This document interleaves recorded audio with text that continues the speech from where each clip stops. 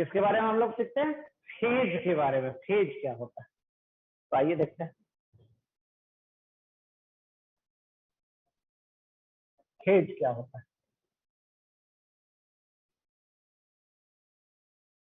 Sign का graph सुने हैं? सुने हैं?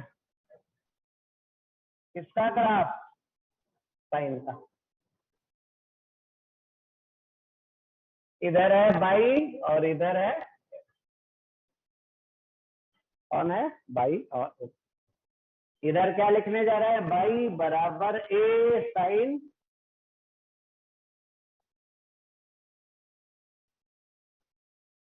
इसमें एक्स और बाई दिख रहे हैं क्या है? नहीं, एक्स और बाई दो वेरिएबल है, ठीक है, होता है ना। ए साइन थीटा होता है, थीटा को हम लोग क्या मान लिया? एक्स मान लिए। थीटा को क्या मान लिया? एक्स। चलिए देखिए एंगल दिखाते हैं। वैल्यू सुने हैं इसका? साइन 0 कितना? 0। साइन 90 कितना? साइन 180 कितना? साइन 270 कितना? साइन 360 कितना?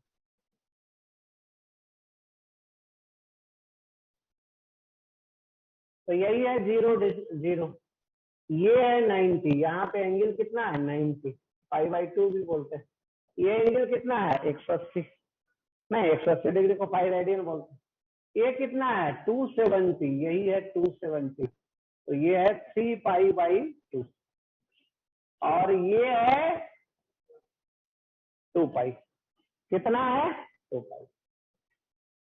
ये है 2π।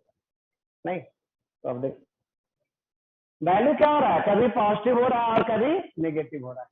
ये वैल्यू कभी पॉजिटिव हो रहा है और कभी नेगेटिव हो रहा है। इसको ध्यान से देखें, यहां से जो यहाँ का एंगल है इसका, ये है 0 के बाद पाई और पाई के बाद सीधे है 2π है।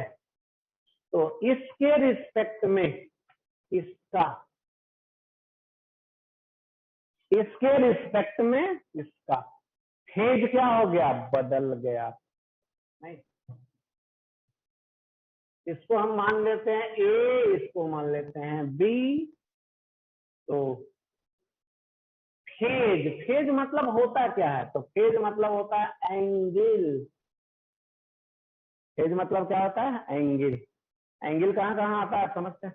नहीं, तो phase of B, B figure में दिख रहा है, with respect to A is कितना? पाई।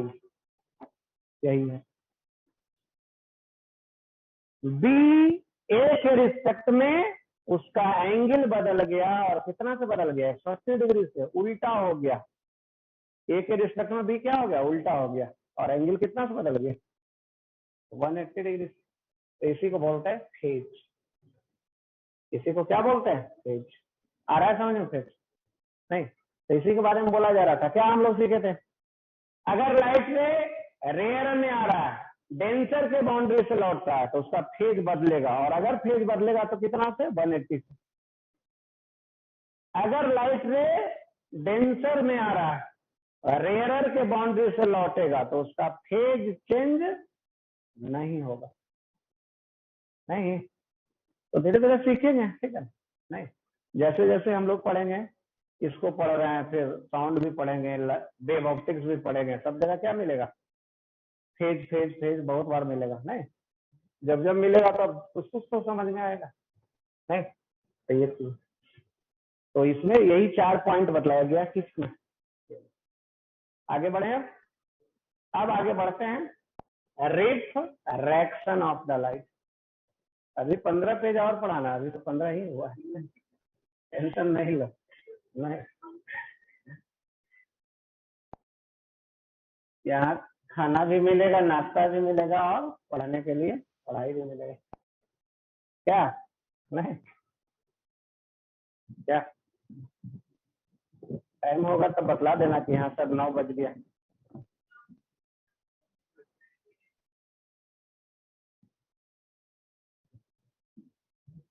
बहुत दिन से बच्चा सब आराम किया है, अब तो बस उलना है क्या? नहीं नहीं सर, आराम नहीं किए हैं लोग। बहुत दिन से क्या किया है? बच्चा आराम किया है ना घर पे? नहीं, ऑनलाइन 40 क्लास केजी से कर हो रहे गया थे है लोग। 60 केजी का। नहीं क्या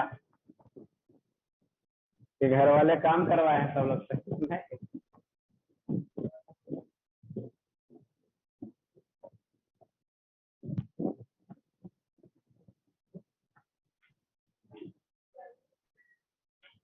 चलिए आगे बढ़ते हैं।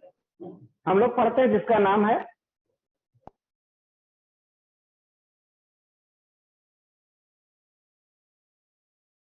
Refraction of the light.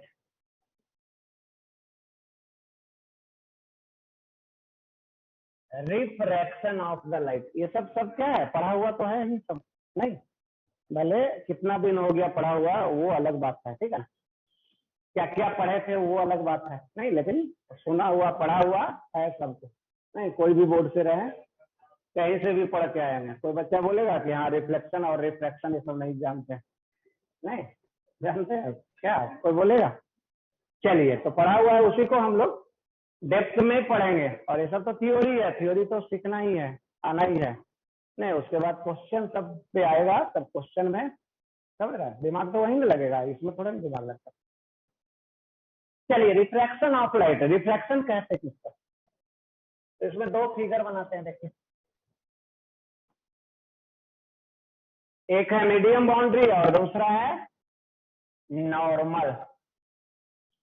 ये है फिगर सेकंड और ये है फिगर।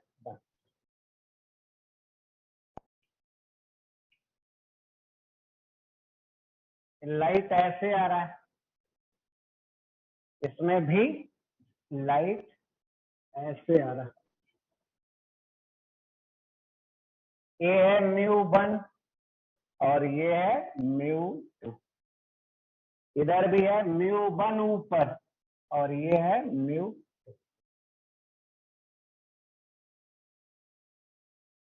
अब यहां देखिए क्या है, फिगर फर्स्ट में ए पार्ट में μ1 क्या है? छोटा है और μ2 क्या है? बड़ा। ऐसा बी पार्ट वाले फिगर में μ1 बड़ा है और μ2 क्या है? छोटा। μ1 और μ2 में देख रहे हैं, दोनों फिगर में अलग अलग है। तो लाइट अब देखिए क्या है, पहले कुछ एंगल बना रहा था, अब ये एंगल क्या हो गया? पहले के रिस्पेक्ट में क्या हो गया? घट गया या बढ़ गया?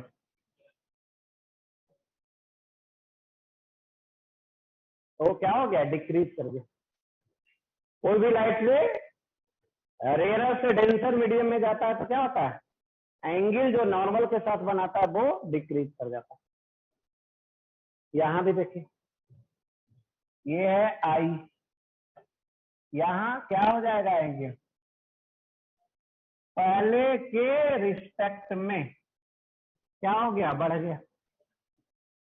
पहले के रिस्पेक्ट में क्या हो गया? बढ़ गया। नहीं, तो यही होता है, यही होता है। रिफ्रैक्शन कहते किसको? तो कोई भी अगर लाइट रे किसी मीडियम में इंसिडेंट कर रहा है, कोई भी लाइट रे किसी मीडियम में इंसिडेंट या प्रोपागेट कर रहा है, और अगर मीडियम बाउंड्री से मिलने के बाद वही लाइट रे किसी दूसरे मीडियम में अगर आगे प्रोपागेट कर जा रहा है, तब उसी को बोलते हैं रिफ्रैक्शन ऑफ लाइट। और अगर उसी मीडियम में रिटर्न हो जाता था, जो हम लोग पहले पढ़े, तो उसको बोलते थे रिफ्लेक्शन, और इसको बोलते हैं रिफ्रैक्शन। इसको लिखते हैं हम लोग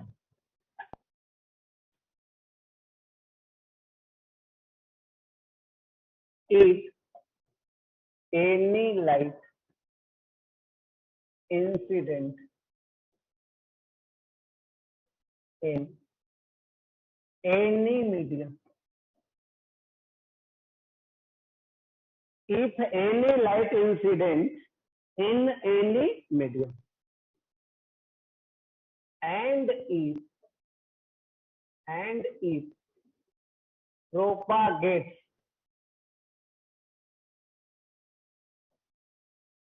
if any light incident in any medium and if it propagates and if it propagates and if it propagates into another and if it propagates into another medium after meeting the medium boundary and after meeting the medium boundary and after meeting the medium boundary then this is this is called this is called the refraction this is called the refraction of light. नहीं, कोई भी light रे अगर किसी medium में incident कर रहा है और मीडियम बाउंड्री से मिलने के बाद अगर वो दूसरे मीडियम में प्रोपागेट कर जाए तो उसको बोलते हैं रिफ्रैक्शन ऑफ लाइट। चलिए इसमें भी सुने हैं हम लोग लॉ ऑफ रिफ्रैक्शन, सुने हैं? कितना लॉ सुने? लॉ ऑफ रिफ्रैक्शन सुने हैं सब लोग?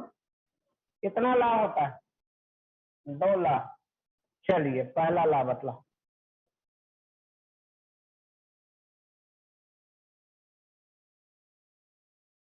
तो पहला law, incident ray normal to the boundary and refracted ray, तीनों क्या होगा? एक प्लेन में होगा, कोप्लेनर होगा। तीनों क्या होगा? एक ही प्लेन में होगा।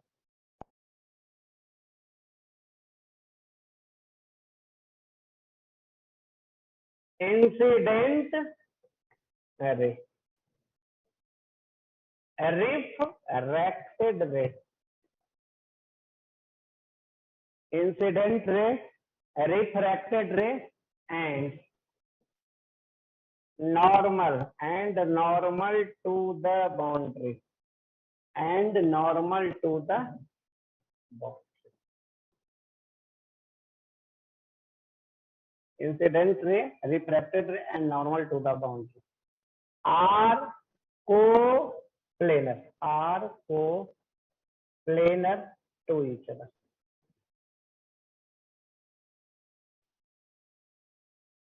Are coplanar to each other, तीनों क्या होगा? एक प्लेन में होगा।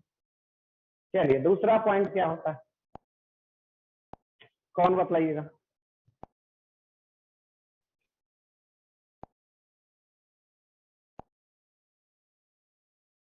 दूसरा पॉइंट होता है जिसको हम लोग बोलते हैं स्नेल्स लॉ। दूसरा पॉइंट होता है जिसको हम लोग क्या बोलते हैं? Snell's law. क्या होता है? The ratio of sine of angle of incidence and the sine of angle of refraction is constant for any given pair of medium. चलिए तो लिखते हैं, the ratio of sine of angle, the ratio of sine of angle of incidence, the ratio of sine of angle of incidence to the sine of angle of refraction, the ratio of sine of angle of incidence to the sine of angle of refraction is constant for any is constant for any given pair of the median. The ratio of sine of angle of incidence to the sine of angle of refraction is constant for any given pair of the median, or any given pair of the median. That is called the Snell's law. That is called the Snell's law. इसको हम लोग क्या बोलेंगे? Snell's law. चलिए अब आइए देखिए समझते हैं। ये है हमारा मीडियम 1 और ये है हमारा मीडियम 2। लाइट रे आ रहा है, ये एंगल बना रहा है θ1 और ये एंगल बना रहा है नॉर्मल से थीटा। दोनों अलग अलग मीडियम है, म्यू1 और म्यू2। अब देखा जाए साइन θ1 यही है sine of angle of incidence divided by sine of angle of refraction.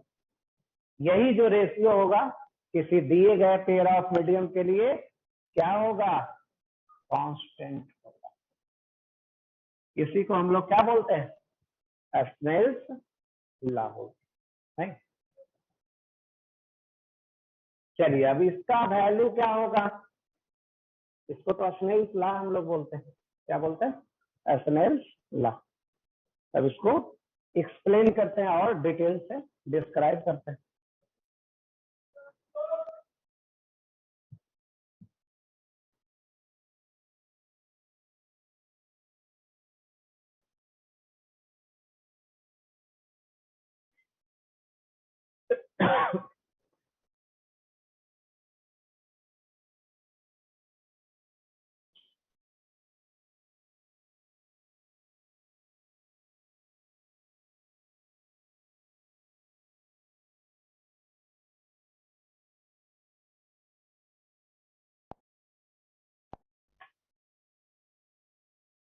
चलिए क्या होता है तो देखिए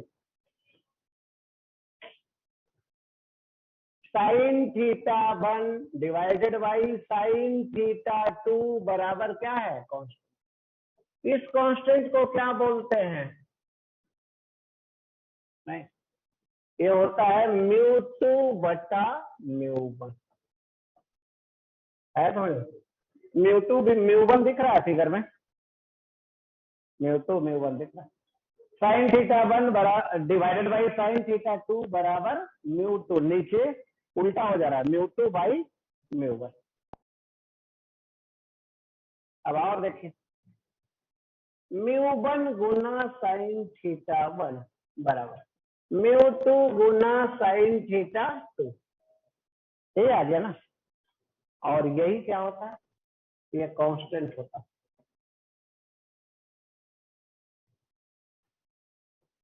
ये आ गया म्यू गुना साइन थीटा। ये क्या होगा? इसको भी हम लोग स्नेल्स लॉ ही कहते हैं। यही है स्नेल्स लॉ। किसी मीडियम में म्यू गुना साइन एंगल जो भी है और दूसरे मीडियम में म्यू गुना साइन एंगल, तो वो क्या होगा? प्रोडक्ट सब किसी भी मीडियम में कांस्टेंट रहेगा। इसी को हम लोग क्या बोलते हैं? Snell's law. इसमें और देखें, अगर कुछ पॉइंट देखते हैं। चलो क्या हो गया? Points about refraction. चलो हल्ला नहीं करो, हल्ला क्या करो? हल्ला करोगे तो सोच लो। Points about Snell's law.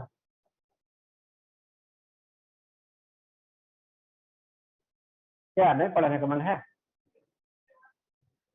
Bio का क्लास है तो बायो वाला जब टाइम होगा तब ना, जब तक नहीं जाओगे तो बायो वाला सर शुरू कैसे करेंगे? नहीं अच्छा 9 बज गया, हमें लगा कि नहीं नहीं बजा। चलो ठीक है ना, उनसे ये कर दो। इसमें आज तक यही है, ठीक है ना। इसका नेक्स्ट क्लास कब करेंगे हम लोग? नेक्स्ट क्लास कब होगा? अब होगा वेडनेसडे को ना? नहीं, नेक्स्ट क्लास कब होगा? वेडनेसडे।